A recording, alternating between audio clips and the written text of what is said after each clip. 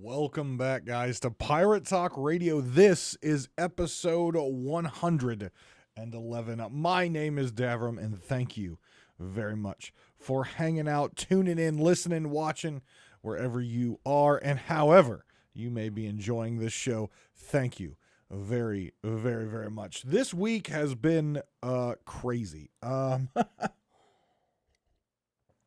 I projects at work just keep the more and more just keep coming and they just keep coming and let's see here, between Monday at like 7 a.m. and Wednesday at like 9 a.m. I basically worked 48 hours straight, and I can't express how much like drain it is when you get things under control, or you feel like things are getting under control. Things are moving forward, schedules are nice, and then all of a sudden everything just hits you. It just comes down the pipe, and it's just like, all right, there's more stuff for you to do. And when a year ago I had a team of 5 people who was doing this workload, and now we have a team of 2 people, and the workload has not gotten less. So been still trying to stream as much as possible. Been playing a lot of Diablo. It's just a lovely game. I'm having so much fun with Diablo. There's some issues, but that's beside the point. Trying to keep up with all the wonderful Sea of Thieves stuff going on right now in the talk, and we'll talk about some of that here in a minute. But it's just been crazy. It's just been crazy. But just so you all know, before we really get into the meat and potatoes of the episode, I will be at Fest of Legends, which is the Sea of Thieves Fest United States version this year, hosted in Columbus, Ohio by Dread Pirate Doug of Race of Legends. I'm very excited. I will be there both days, all day, the whole event, however long it goes. I don't remember the times, but I will be there every day and the whole event. So if you are planning on being at Fest of Legends in Columbus, Ohio next weekend, please do come by and say hi. I will have little Davram pirate trading cards that I will sign and give anyone who wants them. I do believe I also have some Pirate Talk radio stickers left as well. So if you come up and say hello, I will probably have stickers and a trading card for you that I will sign if you would like that. I will also have a little book that I started last year at Sea of Thieves Fest. And if you want to write your name down there and something, I had people writing their name down as they came up and saw me at Sea of Thieves Fest, just so I could remember folks that I met. So I'll have that there as well. So if you want to sign the quote-unquote guest book, please just let me know. And if I forget, look, here's the thing. It's going to be a crazy weekend because I got 2 charity events going on at the exact same time that I'm coordinating. So if for some reason you come up and say hello and I forget a trading card or a sticker or for you to sign the book, please don't hesitate to be like, hey, could I get a pirate trading card, or could I get a sticker, or could I sign your book? Because quite frankly, I'm a forget, because there's a lot of stuff going on that weekend. So my brain is going to be all over the place. But I definitely want to meet each and every one of you and talk to you and see how you're doing. And then let you get your little swag to take home and also sign the book. So please don't hesitate to I'm not going to consider it rude. I'm legitimately going to thank you, because I am going to forget. So, and if you're like, well, I don't know if I will see you, you may blend it. Trust me, I'm not going to blend in. I'm going to probably be the giant biggest dude in that entire building. So you're not, and I got a bald head. And I've got 2 Sea of Thieves shirts that I'm going to be wearing one each day. Trust me, you are not going to miss me. Yellow glasses, tattooed arms, giant man. Okay. The venue is not that big. I know, I've been there before. It's not that big. You ain't going to miss me. So, but please do come up and say hello. But before we get into the meat and potatoes of our Sea of Thieves talk and Sea of Thieves news, we've got some thank yous to do. Chartable has not pulled in any new 5-star reviews, so if you've left a 5-star review and you're not in the United States, do be patient. I know Spotify is now pulling in there as well, along with Apple Podcast. Apple Podcast was pretty much the only one it was pulling there for a while for some reason, but it does show that Spotify is supposed to be pulling in as well. So, again, if you've left a 5-star review, you're not in the United States. I apologize if you've left it and I haven't read it off. I legitimately depend on this website to pull in all the reviews, because going to all the different apps and pulling the reviews is a lot of time. Unfortunately, like I mentioned, time that I don't have. So I do depend on that site. So again, I apologize if I've not read off your review. But if you would like a shout out, please do put a 5-star review in and let me know. And as soon as it pops up in Chartable, I will read it off, because I love reading that stuff off. But the folks I definitely want to thank today are the patrons. And I know I got a lot of feedback in the last episode about the audio. I am aware that the audio was pretty much dog water and poo-poo pants last week. And that was because, as I explained, my $600 audio interface went out right before the recording. Actually, a couple days before the recording. And that's a lot of money and hard to replace. So I gave a thank you to the patrons, but I want to, again, especially thank them because, as you can tell, the audio is back to relative normal. Now you should have a decent listening experience and not so hollowy and echoey and all that fun stuff because of the audio interface being gone. But thank you very much to the patrons. It's because of you folks that I was able to get a replacement audio interface in. It's not the $600 version, but it will do. So thank you very much to the patrons at Skemelt666, Lane, and Regis Stella. I know a lot of folks out there, they probably look at Patreon, they think about Patreon, they're not quite sure if they want to subscribe to someone on Patreon. I don't know what other people use their Patreon for. I try to be very, very clear and very, very open about what that money goes to. That money legitimately goes to this, okay? It goes to the hosting service. It goes to if I need any sort of media updates as far as graphics and things like that. It goes to equipment, and equipment's usually the most expensive. And thanks to them, we were able to get audio back and up and running in a week. So that's all due to the amazing support that I really appreciate from the patrons. So thank you very much. And if you guys would like to subscribe on the Patreon, the lowest subscription tier starts at $1. So it's very nice. And I'll tell you what, some people might think, well, that $1 is not going to do a lot. Hey, it does a lot. $1 can go a long way. Because it can go in the bank account and can get interest and I can use that. So thank you very much to those who are continuing to support my content and Pirate Talk Radio. All right. So let's get into the Sea of Thieves. We had a new Sea of Thieves news video come out, and it very classic Sea of Thieves news video. They talk about the new stuff coming to the Emporium. Any of you folks out there who like kind of the beach goer vibe in your pirate look, coconuts and bananas and palm trees, they are bringing back a previous season ship set to the Pirate Emporium, that if you didn't have the Plunder Pass or you weren't able to play during that season, you now have the ability to buy it in the Pirate Emporium, and they have added a weapon set. The blunderbuss has like a coconut as the barrel. They look really goofy, but I know a lot of people like that kind of goofiness when it comes to some of the stuff that they do on their pirates. So check that out.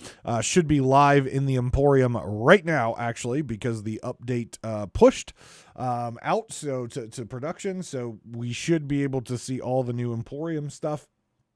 There is a free emote, as there always is in a large update. This is the Pale Percussion emote, where your pirate pulls out the bucket, turns it upside down, and uses it as a little drum.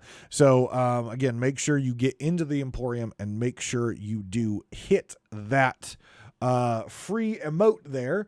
Make sure you get that for you. The other thing that was announced in the and again, I mentioned this I think last week about the next adventure coming. Now, the countdown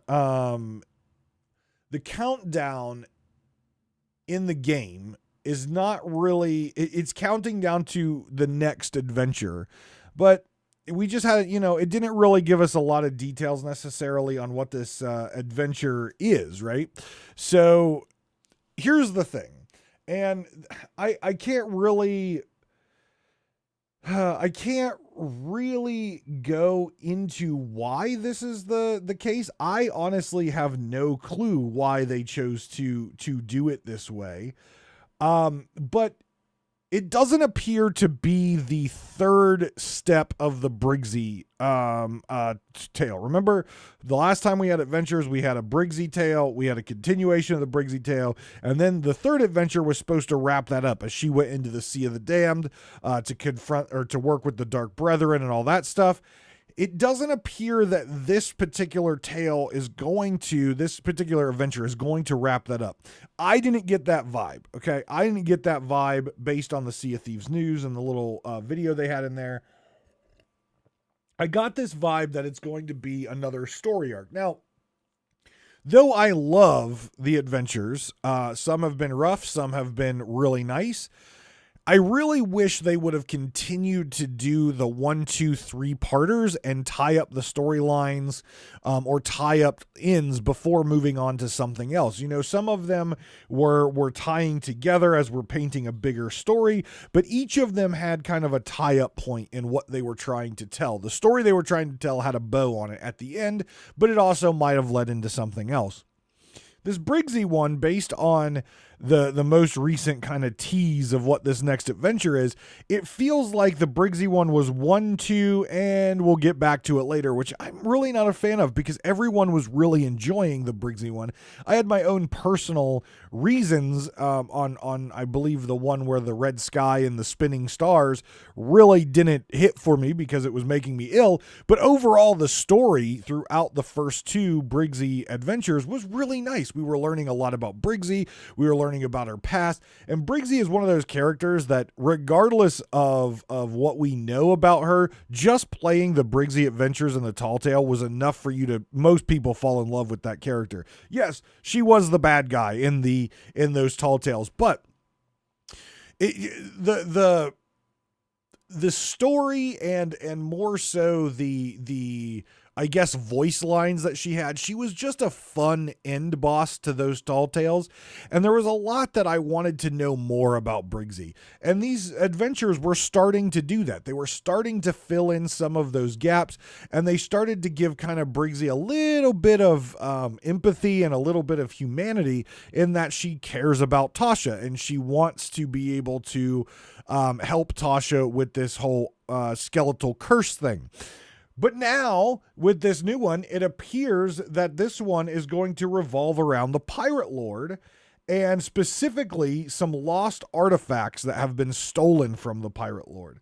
If you remember back, I don't know how long ago, but if you remember back, the when Pendragon was put into the picture frame after he sacrificed himself or whatnot in that whole battle with Flameheart, and he's in the picture frame in Reaper's hideout, there was this whole thing where Flameheart Jr., the Reaper, the masked Reaper at Reaper's hideout, he wanted his old sword, the Pendragon's the sword of souls, and he wanted to basically corrupt it and make it a Flameheart sword, right?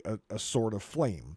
And there's been this rat that has been in a lot of the Sea of Thieves media for the past couple months, and everyone's speculating who this rat is. Now, mind you, I, along with some people who've talked to me in streams and in the Discord, believe that rat is a spy, right? It's a spy of Flameheart. It's a spy of Junior, and in the rat, that verbiage rat means it's a traitor, or it's a spy that is currently viewed as a friend or a part of the Guardians or the Athena faction, but it is really part of the Reaper faction, right? You always see the green eyes wherever that rat is.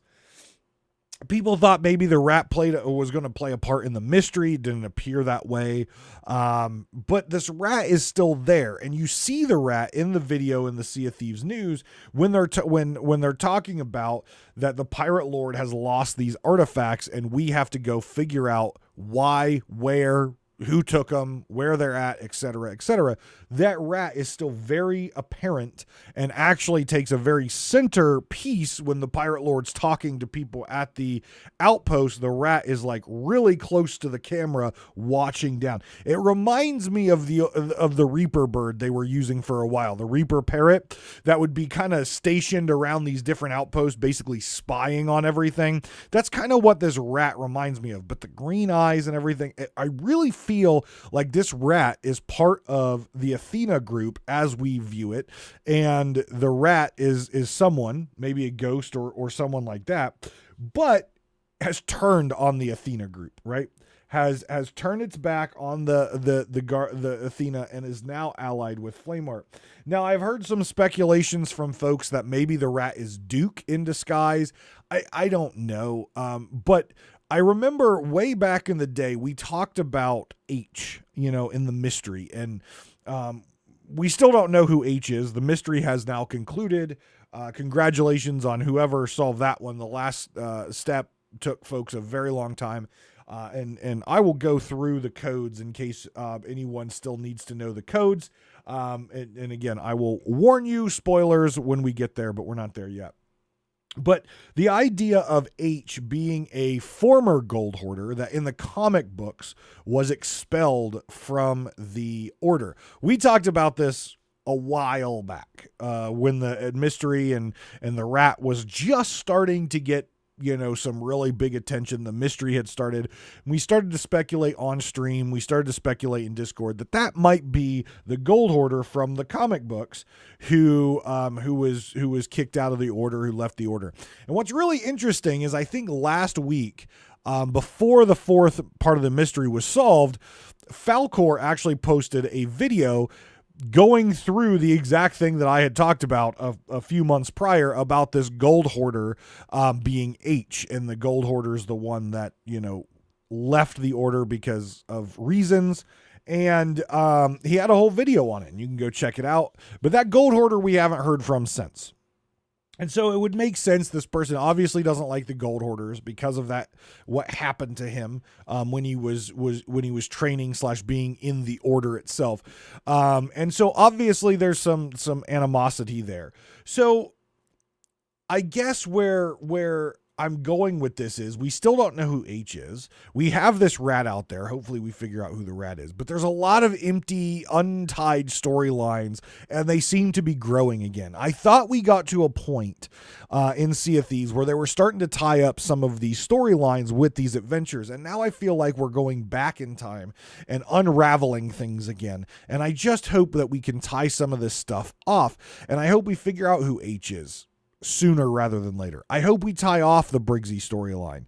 I hope we figure out who this rat is. But we are desperate for more content because of season 9. Now, don't get me wrong, I still think season 9 is one of the best seasons they've done because they've cleaned up a lot of stuff. However, for the majority of player bases, or the majority of player base, players are tired of season 9 because there wasn't a whole lot of new stuff except for the Chest of Fortune. And so people are craving new content. People are craving new lore. People are craving things to do out in the seas. And sure, the mystery definitely gave people an extra voyage to do every so often. But again, not many people engaged in the mystery. Why? Because it's just like the arena. There's only a select group of hardcore legends out there, I would say probably less than 1%, who are actually engaging in this mystery because it is challenging, and it was definitely built for those hardcore people who, are spending hours upon hours a day in Discords, going through Google Drives, going through Google Maps, where you're diving in. People spent a shit ton of time to solve this, and that's great for them. But again, we got rid of the arena because so many people are playing, but now we are creating new content that's only focused on that 1%. And so it's hard for me to really defend Rare right now because I feel like it's an identity crisis, right? I feel like they need to keep with a schedule, and they've proven time and time again they can't keep it to a schedule. Look at their Sea of Thieves podcast. They announce a schedule, then they get off the schedule, then they say, hey, we're back and we're going to do this on a whatever basis, and then they get off of it. Hey, we're going to do seasonal content. It's going to be 3 months. Oh, now it's 4 months. Oh, now it's 5 months. Oh, we're still going to be doing monthly updates. Oh, but this one's going to be pushed a month. And oh, we're going to do these adventures and they're going to be 3-part stories and we're going to tie up storylines. And oh, well, now we didn't get to the third one, but we're going to do this one. It's just, it feels like there's a lot of chaos going on. And I've mentioned this before that I point at Joe Neate, because Joe Neate is the executive producer. He is the head honcho. He is the one that owns the product Sea of Thieves. And when I say product, I mean when you work in a business that develops software, the software is the product, right? It's not a physical, toy or a phone or a piece of Tupperware, right? The software, the game is the product. He is the product owner. He is the executive producer. He is the product owner of Sea of Thieves. And they are so lofty in things that they want to do and stories they want to tell. I feel like he loves all this stuff going on, but he really needs to dial it in and focus people, right? We were starting to get to a good point with seasons. Every 3 months, season. Every 3 months, season. With monthly small updates in between and little events. That was so good. We were nailing it. And then we had these adventures, and we were telling a story in a 3-part series that also opened it up for the next adventure. Nailing it.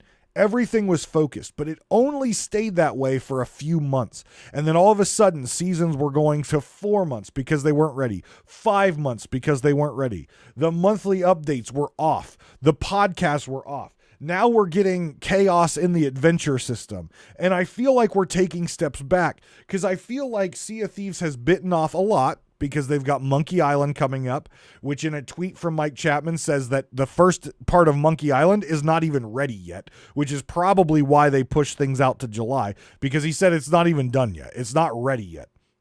Which also makes sense why they're releasing it on a monthly basis, because if they don't have the first one ready, that definitely means the second one's not ready, which definitely means the third's not ready, right?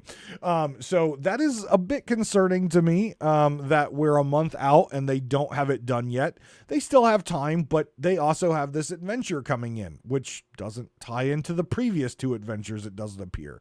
And they're pushing the season out again. And it just feels like they're biting off more than they can chew and putting unrealistic timelines on themselves, which is causing these delays, which is causing this chaos, which is causing things not to be as linear and as enjoyable. And I point to Joe because Joe is that product owner. And I think he just needs to sit down with his lead designers. He needs to sit down with Chapman and say, look, guys, we've got to get back on a schedule. We've got to get focused. We cannot get back to the thing where everything is unraveled like our spaghetti code. We need to focus. We need to tie stuff up before we do something else, because we're getting back into a bad place. We're getting back into that place pre-seasonal content where we didn't know when the next update was coming. We thought we did, but we were never correct because they never kept to the schedule. And we're getting back to that, where we're not sure if a season's going to be extended. We're not sure if something's going to be pushed out. And that, in my opinion, is just really bad. It goes along the same lines of extending a season without telling the players why, or putting in that the next adventure is coming and not telling the players, right? In live service games, you have to communicate to your players and you have to set realistic timelines for yourself that the players know and can believe that those timelines are going to hit. Because you can only bump things. You can only tell players something and then not deliver so many times before we just turn off, right? And when you look at Twitter, people are excited about Monkey Island, as they should be. I'm excited about Monkey Island, and I don't know anything about Monkey Island. People are excited about this stuff. But there's also a lot of discontent out there on social media space, which again is a small percentage of your player base. But there's a lot of discontent out there of just, where are you going? Why are you extending?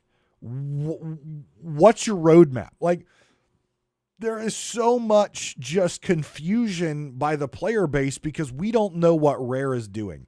The communication, though they're posting all their little island pictures and they're doing all that stuff, and that's great, and it's a lot of content out there for us to enjoy and interact with, but what we care about is the game. We care about what's in the game.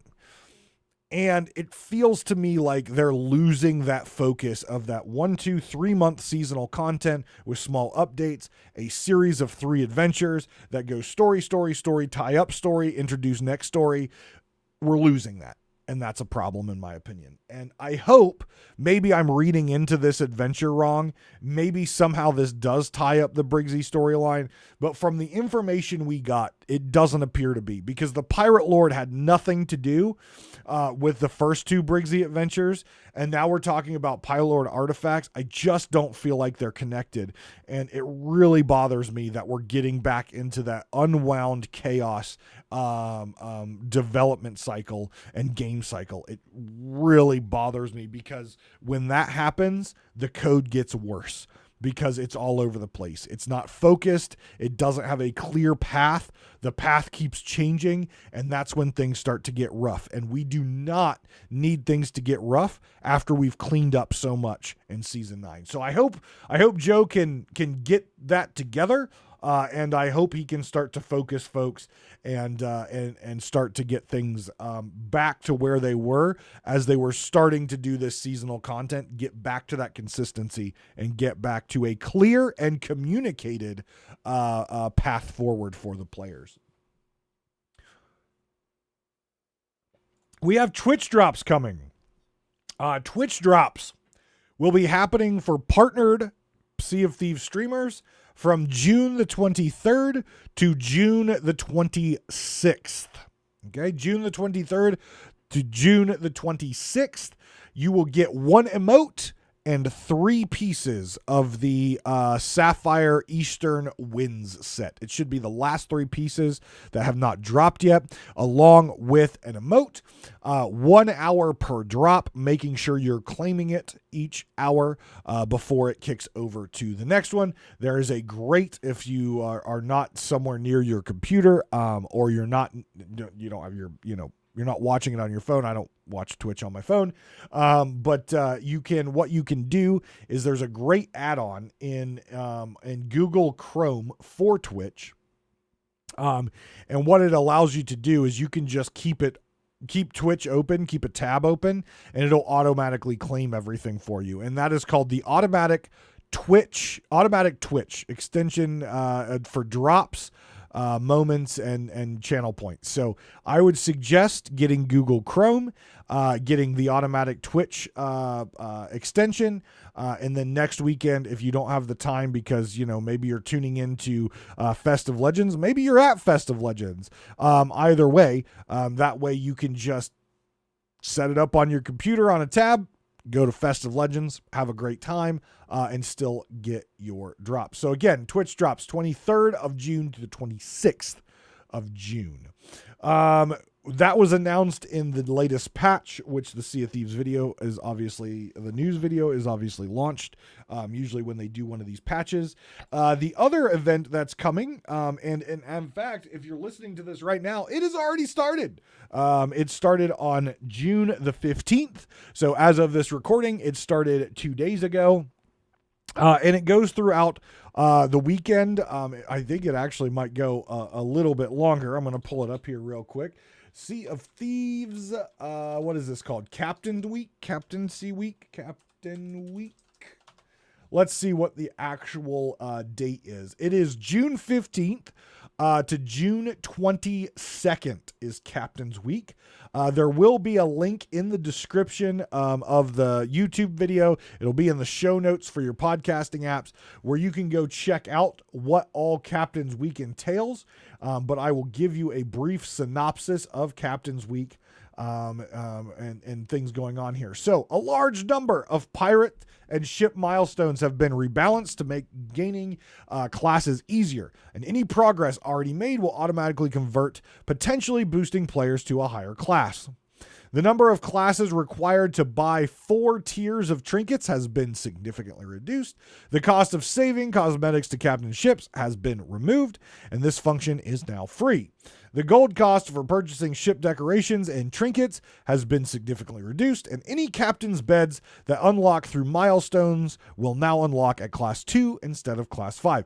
We talked about this revamp a few weeks ago when it was announced on Sully Preston's blog, but this is what we're talking about. It is now here. So the captain rebalancing has happened, which means you should now have your table, your Sovereign's table, or your, the Gilded Phoenix table or something like that. So you should now have that in your inventory if you did hit the particular level. I don't remember what that level was. I know I had a couple DMs asking me about it, and I hope I answered that and gave you the appropriate information. But you should now have your table in game. And again, based on what they said, that particular table, it was only available up until that particular time. So if you missed it, I'm sorry. You had plenty of time to do it. And it wasn't that hard to do. So hopefully y'all got it if you wanted it. So Captain's Week is going on right now, so let's take a dive into what you get. Ship discounts. We don't want anyone to miss out on this week's celebrations, so we're helping new and returning captains alike to acquire new vessels and set out on the seas. For the duration of Captain's Week, all new ship purchases, may they be sloops, brigantines, or galleons, are at a 60% discount. Remember, you buy with gold, but if you're looking to buy a new ship, this would be the time to do it if you've unlocked the ability to buy another ship, because they're 60% discount. So you get that ship, and it's cheaper. Increased rewards. If you're still a little light on the coins to purchase that new ship or decorate your current one, fear not. Anyone handing in treasure while sailing on captain's ship during this event will enjoy a boost to the amount of gold they receive and to their reputation, allegiance, and seasonal renown. And I think that is to the sovereigns, because we're talking about captaincy and captainship. And the picture here on the website is, of course, of the sovereign's tent. So you could probably test that out, but I would sell to the sovereigns if you possibly can. Now let's get into the fun things. Earn some new stylish swords. The sovereigns have additional rewards that you can unlock during Captain's Week. If you hand in enough treasure to the sovereigns over the course of this event, you can unlock 2 blades befitting a dignified sailor. I think one of them fits a dignified sailor. The other one looks like it's out of World of Warcraft. Dignified sailor, the captain's rapier, that's the dignified one, and the captain's heavy sword, that's the World of Warcraft one. However, the sovereigns will only bestow these weapons on pirates who hand in eligible treasures. Fish, food, and treacherous plunder for the Hunter's Call won't count towards your progress. Keep track of how you're doing via the in-game special events menu.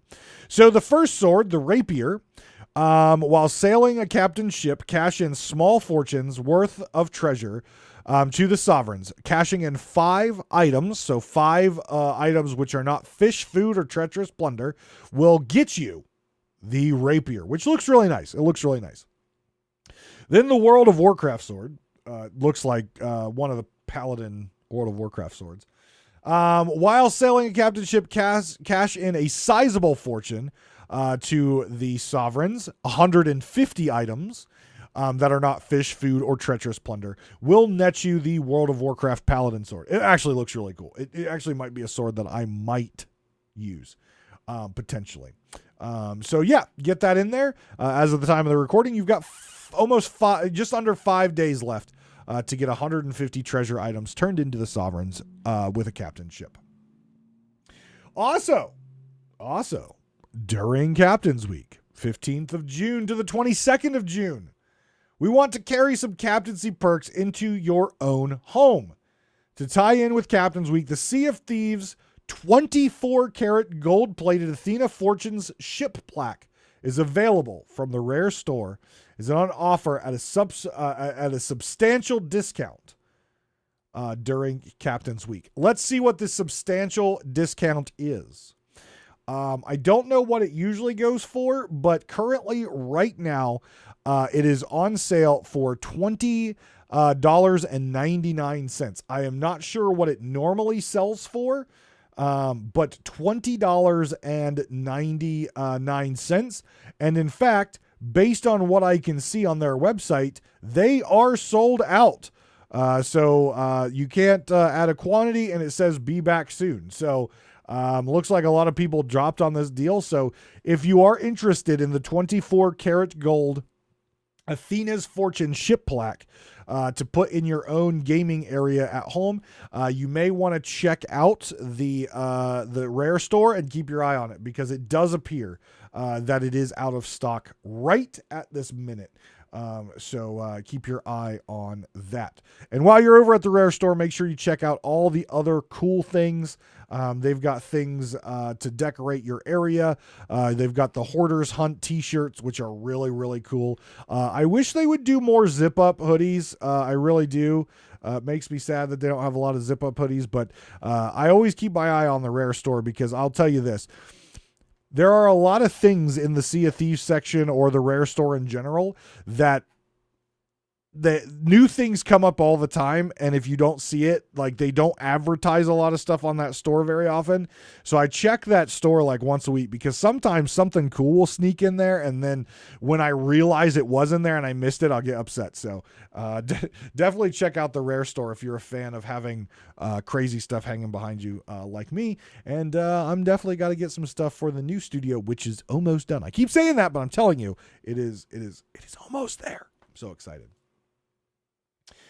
Okay, so what else was in the patch notes? Let's look down through here. So here's an interesting one. Again, the patch notes link will be in the show notes if you want to check out the full length. I don't go through the full length because there's a lot of stuff on there that might interest some people, but it's kind of small, or I don't find it very interesting. Here's an interesting one, though. Reduced cannonball knockback. Players sailing a galleon or a brigantine will find that the knockback from a cannonball splash damage no longer propels them so far into the air, preventing them from being so easily sent overboard. However, they will still be knocked back and disoriented by the blast. This change makes the knockback experience consistent across all ships. So that's good change. That's good change. This one. Folks, I have been talking about this for a while, a long while. Never thought it would happen. Logan, Captain Logan of Keelhaul Podcast, has been desperately trying to get them to do this. And when I say desperately, I mean he's legitimately talked to people at Rare on his podcast. I'm still trying to get them on my show, but that's beside the point. The ability for players in the game to watch trailers or news videos or things like that inside the game, right? So you don't have to go out, because if it's in the game, players are probably more likely going to watch it than leaving the game, especially if you're on like Xbox. If you're on PC, it's one thing, but if you're on like a console, if you're on Xbox,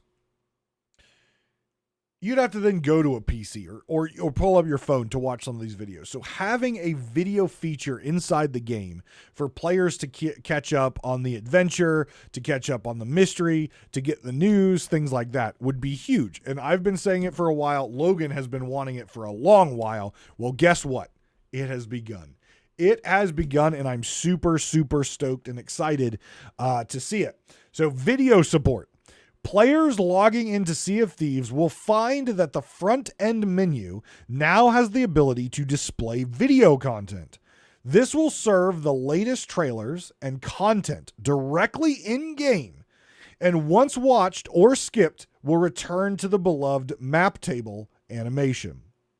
Players will now also find video content within the What's New section on the front end menu, which can be browsed and rewatched on demand. Let's give a good clap to Rare on this. Let's seriously, I trash on them a lot because of poor and stupid decisions, but seriously, this is huge. This is awesome. This is great. I can't express. Now, again, I know a lot of people out there are probably like, yeah, whatever, big whoop. And I get it. I get it. Right. But for some players, this is a game changer for them. Maybe they don't have the best phone in the world. Maybe they don't have a PC. Maybe all that they have is their Xbox.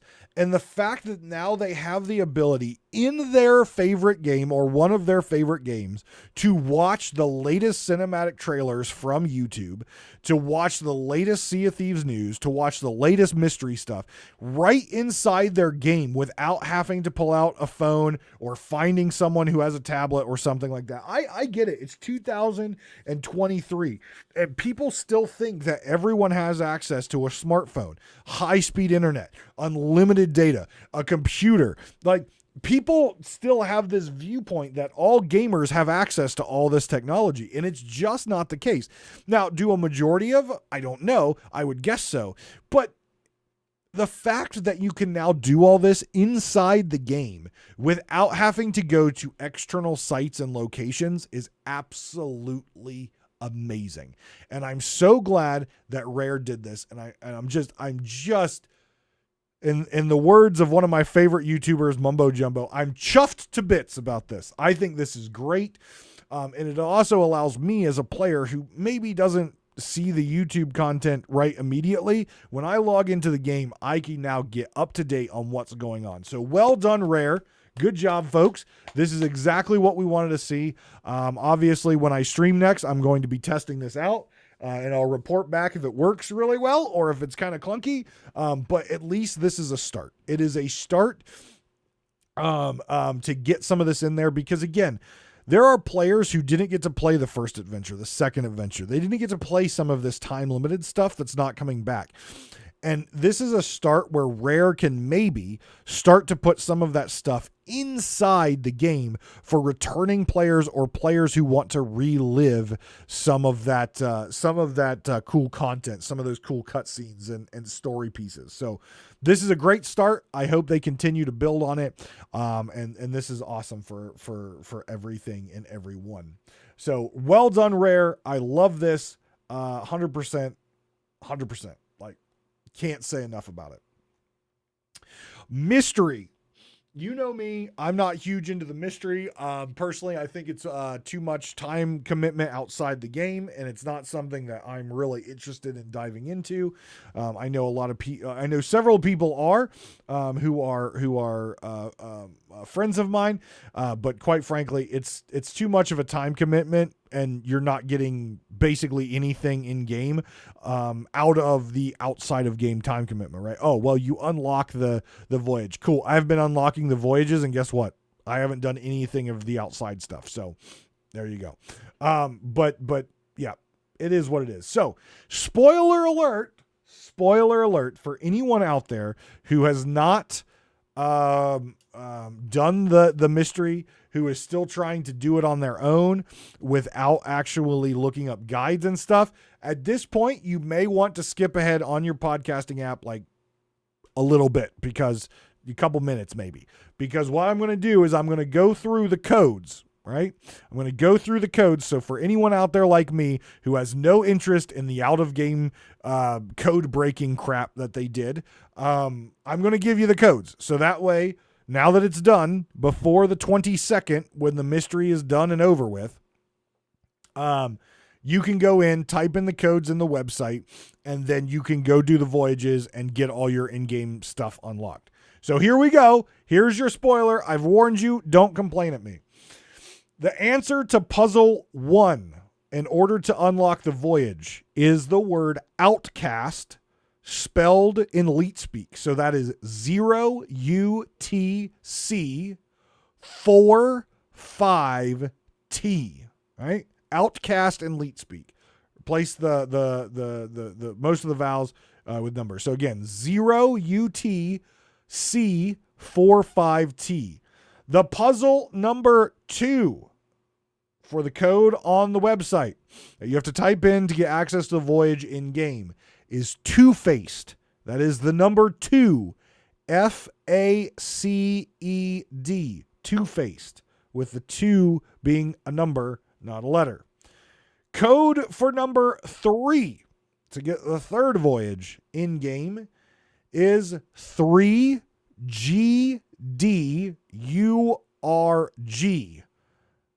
I have no idea what that.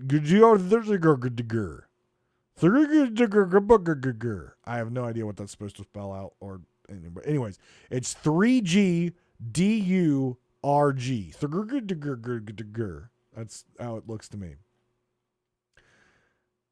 And breaking from the using of letters and numbers, number 4, the one that was just solved this week, the code for number 4 is bait, trap, break, retake.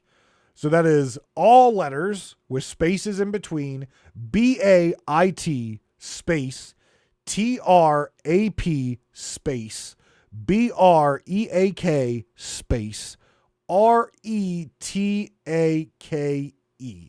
And those will, if you type in those codes on the website, you will then be able to get the voyages in the game, get your 4 keys, unlock the chesticles, and get your golden gold hoarder skull memento to put on your ship. I know for me, I still have to do 3 and 4, but I'm going to probably be knocking them out this weekend, or maybe a little bit of free time this week. I'll be knocking them out to make sure I have it all done. So there you go. There is your codes. If you missed them, well, I will put a link in the description for Rare Thief that gives you the breakdown of the mystery as it unfolded in 4 parts. And the last part was the longest. So check out the description below if you would like those codes visually, or if you want to copy pasta them into your Sea of Thieves account on their website.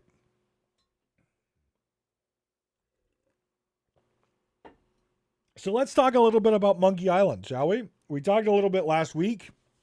I rushed that video and show out last week because I wanted to get it out as soon as the Xbox Showcase was done, because, again, I was behind last week because of the Xbox Showcase. I wanted to make sure I talked about it because I knew everyone else would be talking about it on their show, so I wanted to get mine out as well. So there was a little bit more information provided after the Xbox Showcase. So after I recorded my episode immediately following the Sea of Thieves announcement, Mike Chapman had an interview with, I believe it was Xbox Wire or something like that. And he talked and gave a little bit more detail about this partnership with Disney, with LucasArts, which, by the way, before anyone continues to tell me, Lucas Games, the studio that they're working with, was formerly LucasArts. Okay. So I'm correct. Piss off. Okay. And he went into a lot more details. Now, there, to be fair, there wasn't, it was really interesting to hear, but for me, I want to see it. I want to play it. Words are cheap, and I want to see them execute this, right? So the biggest call out that I think was interesting to me was the fully explore the landscape piece. Okay. So if you remember in A Pirate's Life, you got a decent amount of area to explore in some of the Tall Tales. But when you went to like the Sea of the Damned, you were very limited on where you could go, right? They specifically put barriers in your way so you could not have a free range exploring experience, right? They were basically funneling you like cattle to slaughter, if you will. They were funneling you through the different environments to tell the story, but you did not have free reign to explore wherever you want. There were invisible walls, there were visible walls, but the goal was, we are going to show you what we want to show you, and that's all you're going to see. You might see some stuff in the background and things like that, but you are not going to have a full reign exploration ability in some of these areas. Now, a few of the Tall Tales were a little bit more open, right? Tall Tale 1, a little bit more open as you're exploring the island inside the Sea of the Damned. Now, once you got to the ferryman's ship, it was very closed down. You were able to visit just the areas that they wanted you to visit during the time that they wanted you to visit them. You did not get full reign to explore the entire ferryman's ship. You know, and even when you started to dive into like the Crystal Caverns, when you were in the Sunken Kingdom, there was a little bit of exploration you could do, but in general, it was very locked down, and they made sure you could only go where they wanted you to go in order to tell the story. Mike has specifically said in this interview that the Melee Island and Monkey Island will be fully explorable. So if you want to explore Melee Island and check out the sold as is ship salesman from Stan, if you want to explore that, if you want to explore the clock tower, if you want to explore the scum bar, if you want to explore all around the island, according to him, it will be fully explorable. So again, a very open adventure area like the Sea of Thieves already is. So if you're walking around on, let's say, Cannon Cove, you know, you can explore all of Cannon Cove. There might be some places you have to reach with a cannon off your ship, but you can explore all of Cannon Cove. Now, just like the Shores of Gold, just about everywhere in the Shores of Gold you can explore, either through air or walking around. So based on what he says in this interview, that is what I'm most excited about. Because as I mentioned, I'm going to be playing through Return to Monkey Island just so I can get an understanding of these characters. And it'll be up on the Pirate Talk Radio YouTube channel as I play through it. But I would like to explore these areas. I'm going to see them in Return to Monkey Island, and I want to be able to explore them inside the Sea of Thieves without limitations. Now, I'm not saying the limitations that they put on us in the Pirate's Life took away from that experience. I enjoyed A Pirate's Life immensely. I enjoyed going through it. I enjoyed all that. But having a more open exploration area is very exciting to me. So that was the big one that kind of popped out to me that I was very excited about. And hearing that.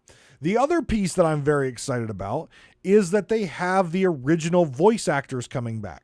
So Guybrush, his voice actor, was the voice actor in the trailer. And it was actually kind of funny because right after the trailer launched, the voice actor of Guybrush tweeted, "Hey, I can follow Rare now and Sea of Thieves now without, causing any alarm." Because again, if the voice actors of Monkey Island started to follow Rare and started to do, trust me, y'all nerds out there would see that and you'd start to speculate and you'd start to point and be like, "Oh, see the Guybrush Threepwood is the voice actor's following Sea of Thieves now. It's happening. It's coming." Don't tell me you wouldn't. Y'all nerds out there would do that because there's a lot of you nerds out there that are on Twitter all the time and checking following lists and all that stuff just to try to make something up. Okay. I know. So anyways, and I tweeted at him, welcomed him to Sea of Thieves, and he liked my tweet, and I felt special.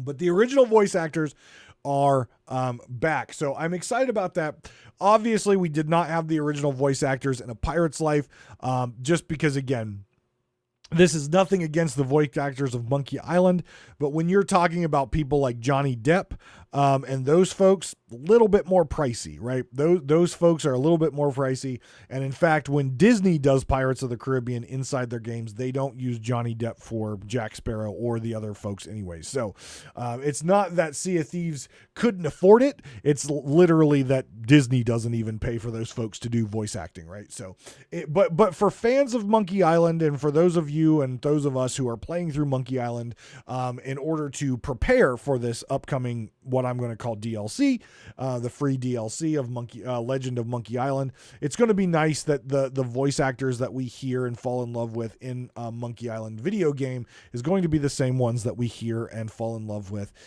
in Sea of Thieves. So that was exciting to me. I like when games and when movies and stuff make sure they get the original folks to do some of this stuff, because that's who you fall in love with, right? Very few times do they replace a character, and the second character you fall in love with more than the first, right? So that's just me. I know it's not always feasible and doable, but I'm glad that this is happening. But everything was not silver and gold and rainbows and unicorns, however. Happy Pride Month, by the way, everyone. There was some drama that came right after the Xbox showcase, when some tweets and some interviews were released from a man by the name of Ron Gilbert. Now, for those of you who don't know who Ron Gilbert is, Ron Gilbert was the original creator of the Monkey Island series. Now, why is there drama, you say? Well, according to Ron, he was not consulted by LucasArts, by Disney, or by Rare in the negotiations and lead up to Legend of Monkey Island. Was he irritated about it? Was he mad about it? I was just reading words, right? I didn't see his vocal interview, but some of the words I would definitely say he seemed annoyed that he was not consulted. Now, before anyone jumps on Rare, which I don't think anyone's going to jump on Rare, before anyone gets irritated about this, please keep in mind that Ron Gilbert may have been the creator of Monkey Island, but Ron Gilbert's Monkey Island IP is owned by LucasArts, which is owned by Disney. They do not have to consult with Ron Gilbert if they want to put Monkey Island in a Final Fantasy game or, well, Kingdom Hearts. They don't have to consult with Ron Gilbert if they want to put Monkey Island in an X-Men game or a Spider-Man game. They don't have to, okay? Disney owns LucasArts or Lucas Games, and they own the IP of Monkey Island. I don't know why Ron Gilbert is upset about this or is irritated or whatever about it. Look, dude, you created it, but the IP does not belong to you. I understand why you might be a little irritated, right? Like, that's your baby. That is what you gave birth to in this world. You created this series that so many people love, but you don't own it. You do not own the IP. So Rare did nothing wrong here. They did through the exact channels they should have, going to LucasArts, going to Disney. And in fact, Disney has consulted with Ron on several IPs of Monkey Island after his first set of Monkey Islands that he did. He has been consulted on him, but it's not required that they do so, right? Because they own the IP, they can do what they want with it, but they have consulted on him for a bit. Now, to also clear up this a little bit, Mike Chapman specifically said the point where the Sea of Thieves story takes over is after Guybrush Threepwood and Elaine get married, right? They sail off with the just married in the background of their ship, and they sail off, and his thought was they're going to take a honeymoon on the Sea of Thieves. That's kind of what his brain was processing, right? So the Ron Gilbert Monkey Islands are before this DLC in the canon story, right? They are before this. This happens after Ron Gilbert's. Now, Ron has consulted with like Return to Monkey Island, things like that. He has been consulted, but he is not the creator of those. He's just been a consulting figure. So Disney and Lucas Games have been the driving forces in the more recent Monkey Island, though Ron was consulted. So Here's the thing. Though I think that some magic could have happened if Ron and Mike Chapman put their heads together to build this, I could also see, because Sea of Thieves is a first-person adventure sandbox game, and Monkey Island is not. Obviously, Ron has a very strong passion for the creation of Monkey Island that he did, and Mike Chapman has a strong passion for what he has created in Sea of Thieves. I feel like though some magic could happen if those two were able to sit in the same room and talk about how the two worlds could collide. I also feel like there could be a lot of friction and tension based on how Mike would see the Monkey Island characters coming into Sea of Thieves, playing with us in the Sea of Thieves, how that story transpires and plays with the story of Sea of Thieves, versus Ron, wanting to stay true to Monkey Island, wanting his characters to take the forefront. I could definitely see some tension that could have transpired here. I don't know Ron personally. I know Mike. I have had the amazing opportunity to talk to Mike and Joe. I feel like they would be very welcoming and open to Ron and what Ron would have to say about things in Monkey Island. But at the end of the day, they're also going to want to protect the style, the theme, and the stories and characters inside Sea of Thieves. So could there be some magic if those two had worked together and Ron was consulted? Absolutely. Could there also be some headbutting and frustrations? Probably. So again, Rare did nothing wrong here. They followed the exact channels they needed to, going through LucasArts, going through Disney, working together to bring this to us. And I'm very, very excited at the end of July to go to the legend of Monkey Island and fully explore that wonderful world. I'm super excited to learn about Guybrush Threepwood because I always miss the P. Can't we just be Guybrush Threepwood and we just assume he's a tripod? Smart people help the dumb people. Also, they missed a huge opportunity in the trailer. I've seen this joke passed around a long time. I hope there's a meme out there, but when Guybrush cuts his belt and his pants fell down, like Guybrush, because pants. Anyways, smart people help the dumb people. Guys, thank you very much. As always, for tuning in, for listening. Please go check out the Patreon, patreon.com/DavramTV. Come by the stream. Come by the stream, twitch.tv/Davram. Also, make sure you subscribe with notifications on the Pirate Talk Radio YouTube channel, because I can tell you this, there's some new content coming very soon. I'm still working out all the little bits and pieces that's going to give you more content both on the podcasting side and the YouTube side to the Pirate Talk Radio brand. But guys, take care of yourselves and each other. Have a great week. I hope mine slows down a little bit. I'm excited to see everyone at Festive Legends. Happy Pride Month. Go celebrate yourself. Go celebrate that community. If you're not celebrating that community, keep your damn mouth shut and support, be a good person. Treat other people with respect and love. Talk to you next time on Pirate Talk Radio.